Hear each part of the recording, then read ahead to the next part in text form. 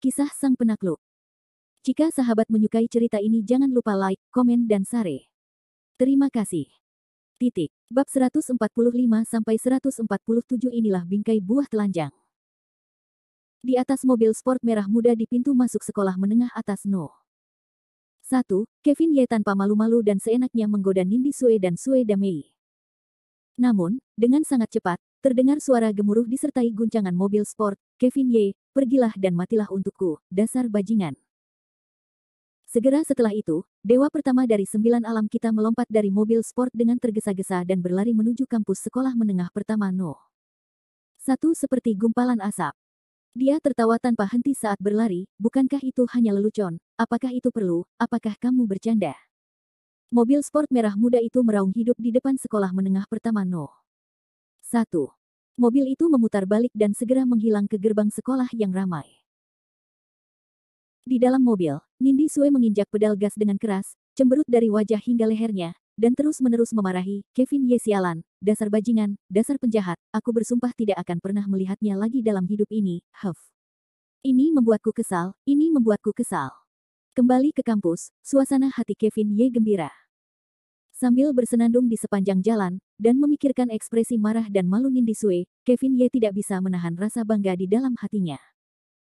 Saat itu sudah pukul 5 atau 6, dan kelas sore pada dasarnya telah berakhir.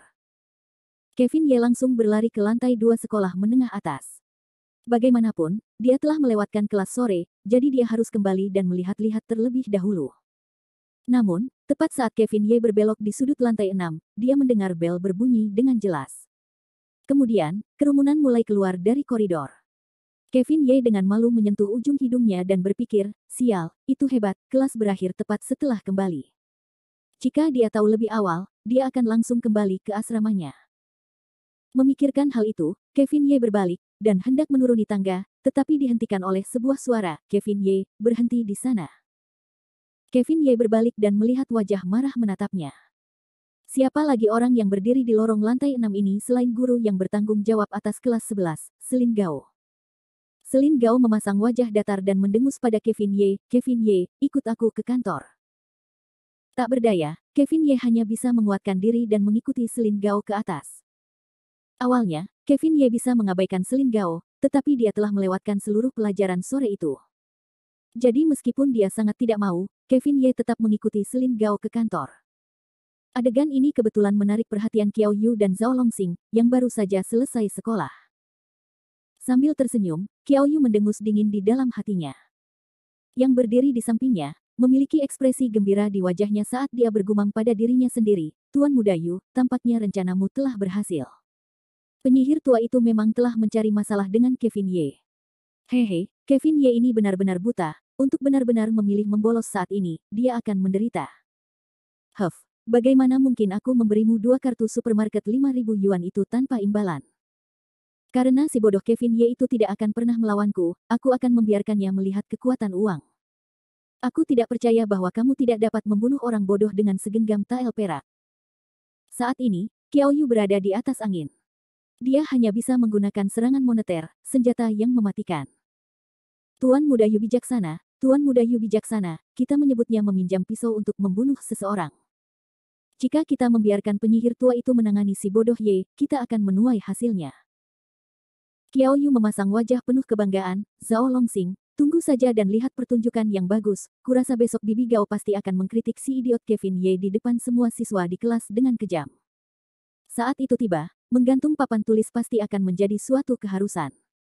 Mari kita lihat bagaimana dia akan terus mengangkat kepalanya di kelas. Benar, Tuan Muda Yu sangat pintar, bagaimana si bodoh Kevin Ye bisa menolak? Zhao Longxing terus menyanjungnya.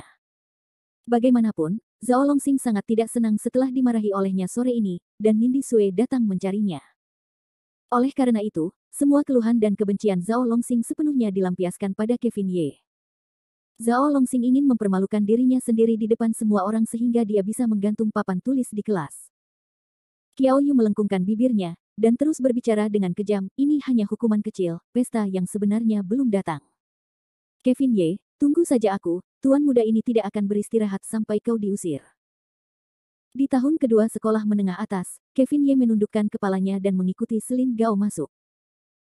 Saat itu sudah waktunya kelas sore, dan karena tidak ada kelas malam, para guru di kantor semuanya makan dan pulang. Seluruh kantor begitu sunyi sehingga hanya Kevin Ye dan Selin Gao yang tersisa. Selin Gao duduk di depan mejanya dan menatap Kevin Ye dengan tajam. Meskipun Presiden Jiang telah mengatakan bahwa dia akan memberi perhatian khusus pada bakat seperti Kevin Ye, di mata guru manapun, membolos kelas adalah dosa besar, dan Selin Gao pasti tidak akan mengabaikannya. Mereka berdua terdiam beberapa saat, lalu Selin Gao berbicara. Kevin Ye, kemana kamu pergi sore ini? Kevin Ye sedikit malu saat berkata, Guru Gao, aku punya beberapa masalah pribadi, aku pergi keluar untuk mengurusnya. Mata Kevin Ye berputar-putar saat dia meratap dalam hatinya, dia tidak mungkin mengatakan bahwa aku pergi keluar untuk mengobati penyakit, bahkan jika dia tidak mempercayaiku, kan? Namun, tidak masalah bagi Kevin Ye apakah Selin Gao mempercayainya atau tidak. Bagaimanapun, Selin Gao telah memberi Kevin Ye kesan yang sangat buruk. Kevin Ye telah menyiapkan ejekannya untuk Selin Gao, jadi dia tidak keberatan dalam hatinya. Namun, Selin Gao menggelengkan kepalanya dengan tegas dan mengatakan sesuatu yang bahkan Kevin Ye tidak dapat pikirkan. Kevin Ye, oh Kevin Ye, apa yang kau ingin aku katakan? Begitu nilaimu membaik, kau membolos dan kau terkulai. Dengan keadaanmu saat ini, apakah kau masih bisa masuk sekolah seperti Yanjing? Biar ku beritahu, nilaimu saat ini sama sekali tidak stabil, dan masih banyak aspek lain yang perlu diperkuat. Jika kau terus bertindak sembrono dan membolos setiap hari, masa depanmu sendiri akan hancur sendiri, tahukah kau? Kevin Ye menatap Selin Gao dengan linglung, wajahnya dipenuhi ketidakpercayaan, dan berpikir, apakah ada yang salah dengan telingaku, apakah penyihir tua itu yang mengatakannya? Pada saat ini, Selin Gao tampaknya telah menyadari sesuatu. Karena kau ingin membolos, dasar bodoh, maka jangan datang ke sekolah. Atau mungkin aku, Selin Gao, tidak sepertimu, seorang siswa yang mengabaikan peraturan sekolah, dan aku ingin mengeluarkanmu. Dengan cara ini, Kevin Ye akan bisa menerimanya sedikit. Namun, Selin Gao tidak konvensional dalam percakapannya dengan Kevin Ye tentang masa depan dan universitas. Kevin Ye tidak dapat mempercayainya, mungkinkah penyihir tua itu telah berubah? Di satu sisi, itu karena penjelasan yang diberikan, di sisi lain, itu karena hasil Kevin Ye telah meningkat pesat. Bagi Selin Gao, kecepatan belajar dan bakat yang mengejutkan seperti ini, mungkin dia akan dapat menumbuhkan kandidat ujian dengan nilai tinggi di masa depan. Jadi, pada akhirnya, pendapat Selin Gao tentang Kevin Ye masih memiliki banyak manfaat. Melihat Kevin Ye menatapnya seperti orang bodoh, Selin Gao menjabat tangannya dan berkata, baiklah, aku juga tidak ingin memberimu terlalu banyak tekanan. Namun, masalah membolos kelas ini adalah sesuatu yang hanya bisa dilakukan sekali, dan tidak akan terjadi lagi. Saat dia mengatakan itu, Selin Gao memperingatkan, jika ada waktu berikutnya, aku akan langsung membawamu ke kantor instruktur dan membiarkan mereka mengurusmu. Apakah kamu mengerti? Kevin Ye segera sadar kembali, ya, Guru Gao, aku mengerti. Dengan itu, Kevin Ye menghela napas lega dan berbalik untuk pergi. Namun, dia mendengar Selin Gao berbicara dengan dingin dari belakangnya. Tunggu, siapa yang melepaskanmu? Kevin Ye segera menoleh dan menatap Selin Gao, Guru Gao, apakah ada hal lain? Ada apa? Selin Gao mendengus dingin. Apakah kamu tidak tahu tentang masalah yang telah kamu sebabkan sendiri? Kata-kata Selin Gao membuat Kevin Ye benar-benar bingung. Seluruh tubuhnya tertutup oleh awan karena dia tidak bisa menahan diri untuk tidak menggelengkan kepalanya. Berdiri, Selin Gao memanggil komputer mejanya sendiri dan berkata dengan kasar, kamu ingin melihatnya sendiri. Kamu sekarang menjadi selebriti di sekolah menengah atas No. 1, dan semua orang di sekolah tahu bahwa kamu memiliki seorang pria tampan di sekolah menengah atas No. 1. Tidakkah kau ingin memberikan penjelasan tentang masalah ini?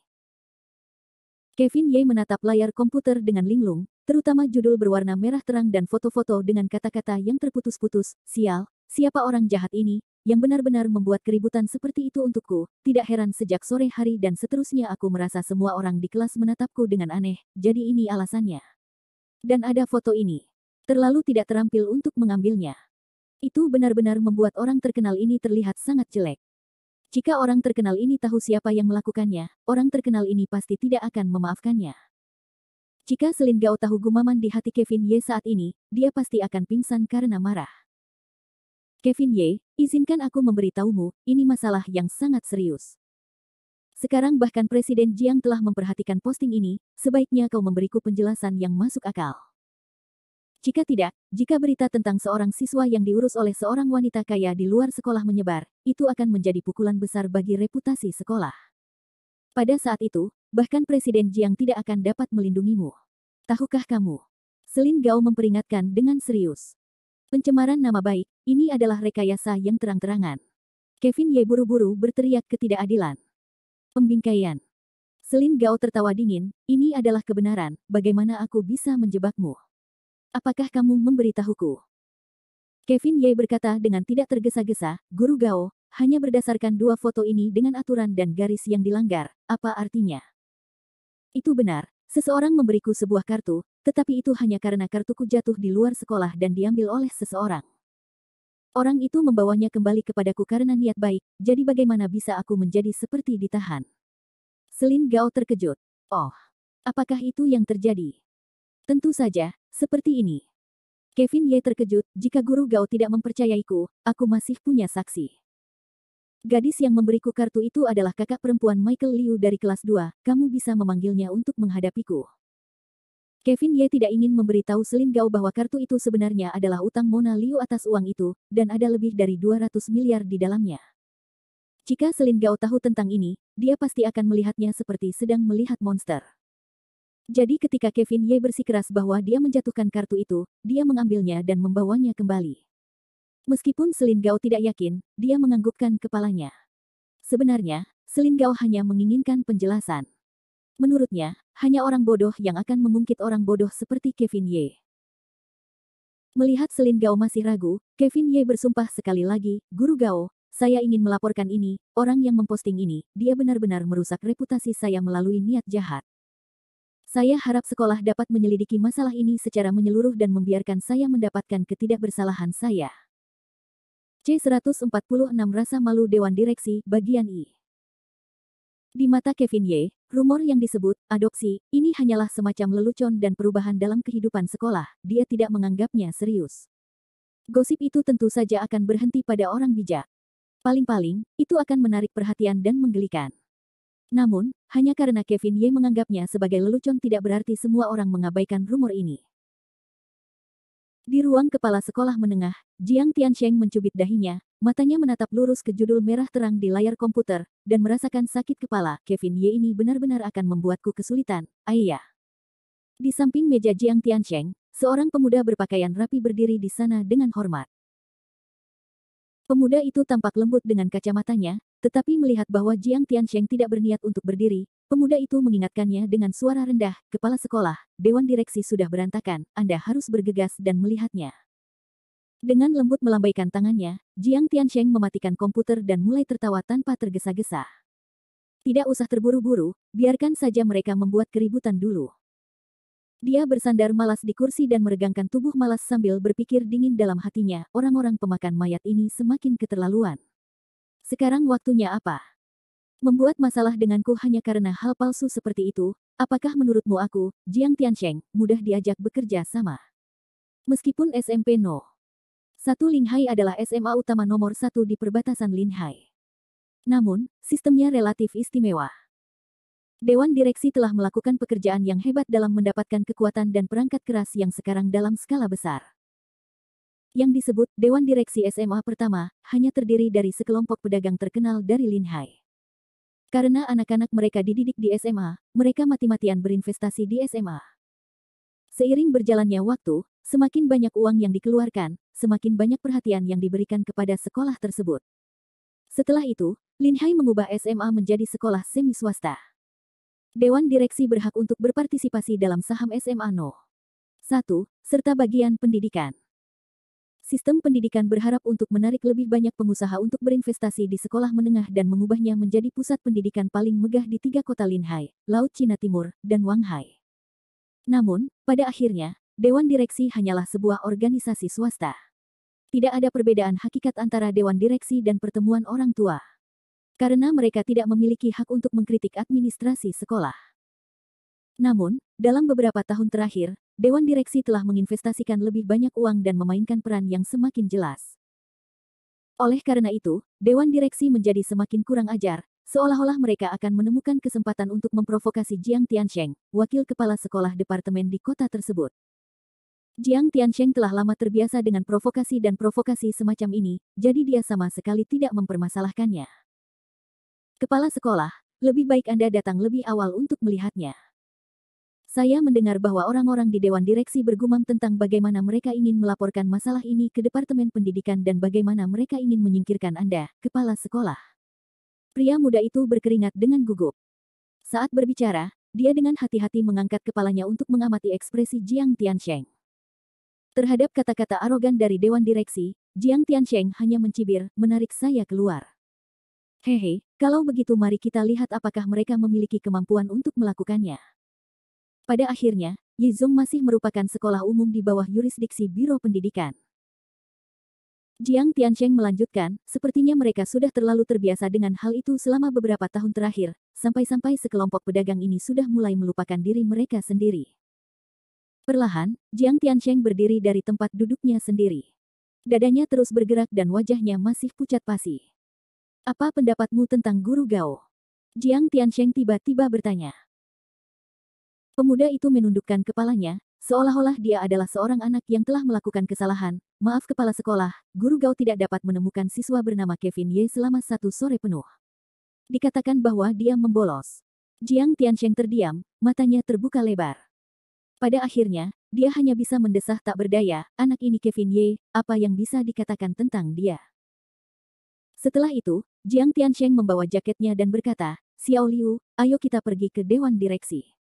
Aku ingin melihat trik apa yang bisa mereka mainkan hari ini.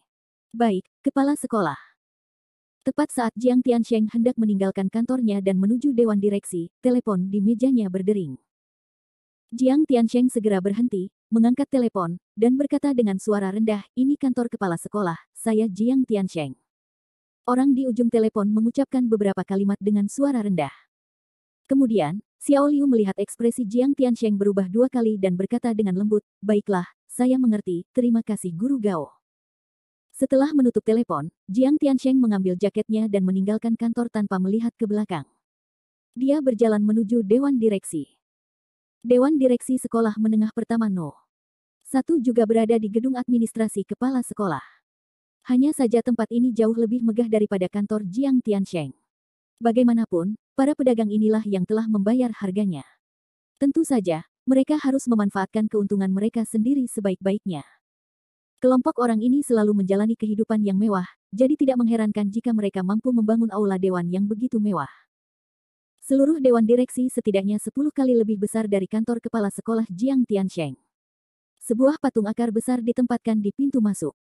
Lalu ada meja mahoni oval besar, dengan selusin orang yang disebut direktur duduk di tepinya. Bagaimana ini bisa menjadi dewan direksi sebuah sekolah? Rasanya seperti dewan direksi perusahaan yang terdaftar.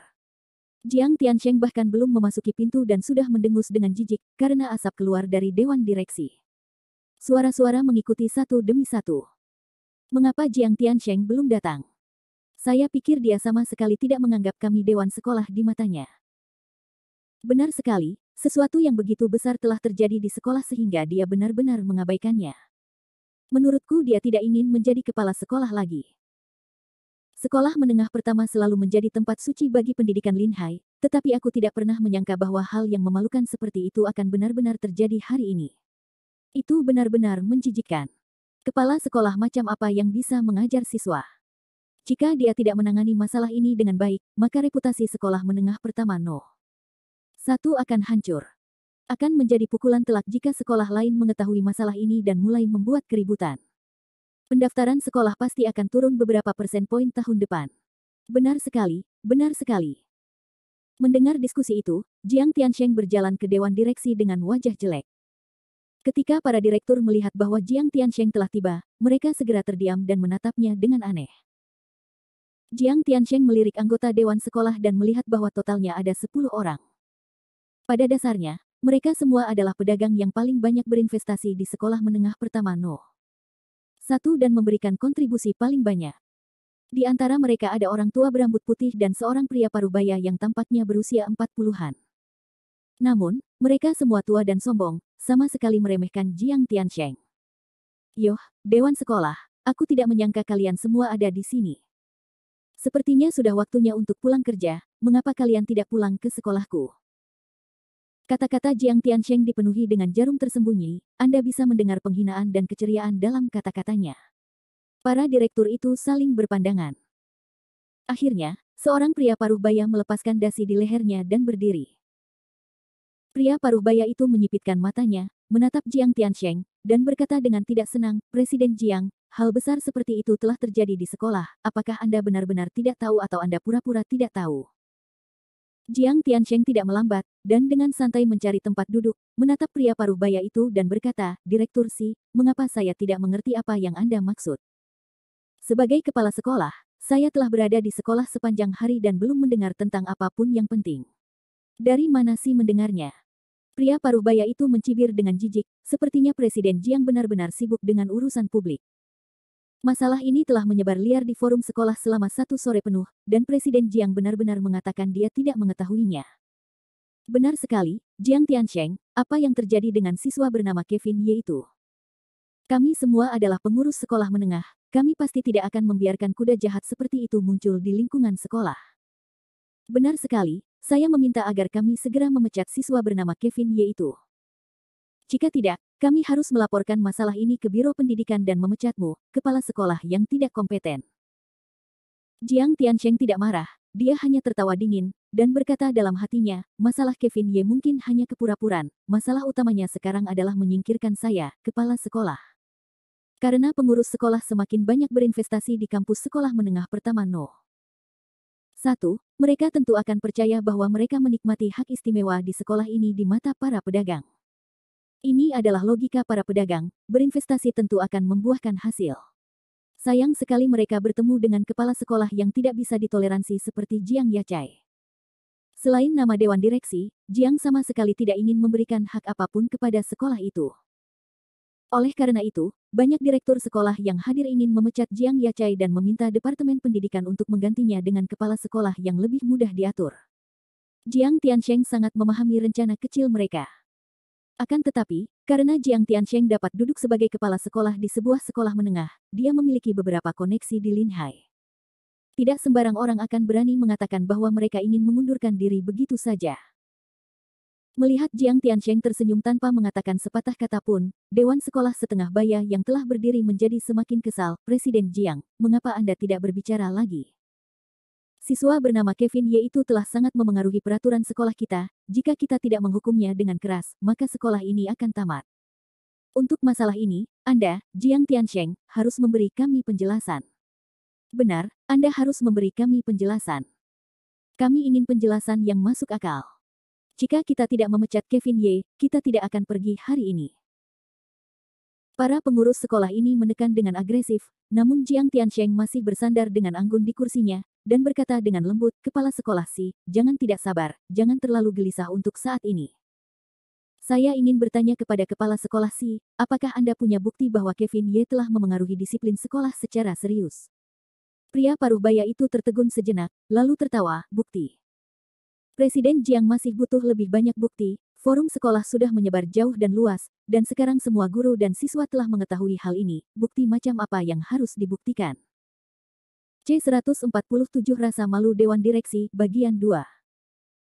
Di satu sisi, para S sedang berdiskusi dengan sengit sementara di sisi lain, bagian dalam Hotel Internasional Linhai dipenuhi dengan sorak-sorai, tawa, dan seruan. Ayo, ayo, Zhang He, dasar bocah, minumlah secangkir lagi, minumlah secangkir lagi. Si Ting berjalan di depan ahli strateginya yang berkepala anjing, Zhang He, dengan senyum yang tak dapat ditahan, dan penuh dengan kegembiraan. Zhang He, dasar bocah, kali ini kau adalah jagoan tuan muda ini. Malam ini, aku tidak hanya akan mentraktirmu dengan anggur, setelah selesai, kita akan pergi ke istana kaisar dan bersenang-senang. Kau boleh memilih gadis manapun di sana, aku akan membayar tagihannya, bagaimana? Zhang He sudah pusing karena menghabiskan beberapa cangkir anggur, ia menghabiskan seluruh cangkir Si Ting dalam satu tegukan. Terima kasih Tuan Muda Ting, terima kasih Tuan Muda Ting. Sama-sama. Mengapa kita saudara-saudara bersikap begitu sopan? Si Ting tampaknya sudah kehilangan akal karena kegembiraan atas kemenangannya. Langkahnya ringan dan ringan, kata-katanya menjadi tidak terkendali. Melihat bahwa Zhang He disukai, sekelompok antek di bawah tangan Si Ting segera maju untuk menyanjungnya. Saudara Zhang, kemarilah, aku bersulang untukmu. Saudara Zhang, seperti yang diharapkan dari otak Tuan Muda Ting, dapat dikatakan sebagai yang terkuat. Langkah ini terlalu indah, bagaimana mungkin aku, Kevin Ye, si bodoh itu, berbalik di masa depan. Mulai sekarang. Si Ting terkejut, dan tertawa terbahak-bahak, cangkir anggur di tangannya bergoyang, dan anggur putih tumpah ke tanah. Tidak, si bodoh itu tidak punya masa depan. Hahaha, tahukah kamu? Kalian tidak tahu, setelah mengatakan itu, Si Ting menelan alkohol di mulutnya dan bersendawa sambil tersenyum, jika kamu berani menentang Tuan Muda ini akan menginjakmu sampai dia tidak pernah memiliki kesempatan untuk pulih. Sejujurnya, Tuan Muda ini membawamu keluar hari ini hanya untuk minum anggur perayaan. Hehe, baru siang ini, Tuan Muda ini sudah memberitahu pamanku, Dewan Sekolah, yang berada di peringkat 3 teratas sekolah menengah pertama No. 1. Saat ini, pembelajaran Dewan Sekolah seharusnya sudah berakhir. Si idiot Kevin Ye pasti sudah dikeluarkan. Besok, saat matahari terbit besok, Kevin Ye tidak akan ada lagi di sekolah. Bagaimana? Apakah kamu senang? Apakah kamu senang? Semua orang saling memandang. Tiba-tiba, seseorang berteriak, Tuan Muda Ting Perkasa, Tuan Muda Ting Perkasa. Suara orang-orang mabuk tersebar, seolah-olah mereka menjadi gila karena alkohol. Si Ting mabuk dan serius, mendengarkan sekelompok pengikutnya memujinya sedemikian rupa sehingga ia tampak melayang di udara. Sambil mengangkat cangkir anggurnya, ia pun mulai menggambar kata-kata. Setelah beberapa saat merasa bahagia, Si Ting kehilangan keseimbangan dan jatuh ke tanah dengan suara keras. Tuan Muda Ting, apakah Anda baik-baik saja? Tuan Muda Ting. bahkan Anda berani menggertak Tuan Muda ini. Si Ting benar-benar minum terlalu banyak, tinjunya menghantam tanah dengan keras, seolah-olah dia sedang melampiaskan kemarahan di dalam hatinya. Aku akan membiarkanmu menggertakku, dan membiarkanmu menamparku. Tuan Muda ini akan memukulmu sampai mati, dan memukulmu sampai mati karena kebodohanmu. Mari kita lihat apakah kamu masih berani memperebutkan seorang wanita denganku. Mia Fang adalah milikku, dan dia milikku. Tidak seorang pun dapat merebutnya dariku. Si Ting merasa pusing, ia menangis dan tertawa beberapa saat sebelum pingsan di lantai hotel. Tinjunya sudah merah dan bengkak, dengan bekas darah di sana. Sayang sekali Si Ting tidak tahu bahwa ia tampaknya telah meminum anggur perayaan itu terlalu cepat. Pada saat ini, Dewan Direksi Sekolah Menengah Pertama masih terlibat dalam konflik dengan Kepala Sekolah Jiang Tiansheng. Duduk di depan meja oval di Dewan Direksi, Jiang Tiansheng menyilangkan tangannya, dan menatap direktur bermarga Si dengan wajah lucu. Kepala sekolah Si, bagaimana postingan forum sekolah dapat dianggap sebagai bukti? Jika ini dapat digunakan sebagai bukti untuk mengeluarkan siswa, maka seluruh sekolah akan kacau balau. Siapapun dapat memposting apapun di forum ini, dan siapapun dapat mengatakan bahwa orang lain salah. Jika hal ini benar-benar digunakan sebagai bukti, maka saya, kepala sekolah, tidak dapat melakukan apapun. Saya akan mengurus forum sekolah sepanjang hari. Suara itu keluar, tetapi Jiang Tiansheng tidak memberi kesempatan kepada pihak lain untuk berbicara. Dia langsung berkata, tentu saja, sebagai kepala sekolah, saya dapat memahami perasaan para direktur, bagaimanapun juga, semua orang memikirkan akademi.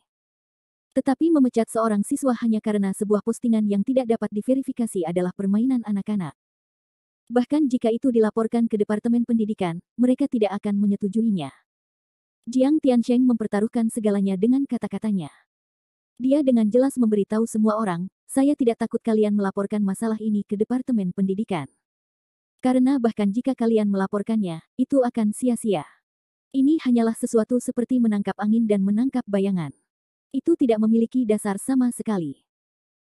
Sebenarnya, para direktur yang duduk bukanlah orang bodoh, selain anggota Dewan Bermarga Si yang memiliki niat lain. Semua orang ingin menggunakan masalah ini untuk menimbulkan masalah bagi Jiang Tiansheng, untuk melihat apakah mereka dapat memanfaatkan celah Jiang Tiansheng.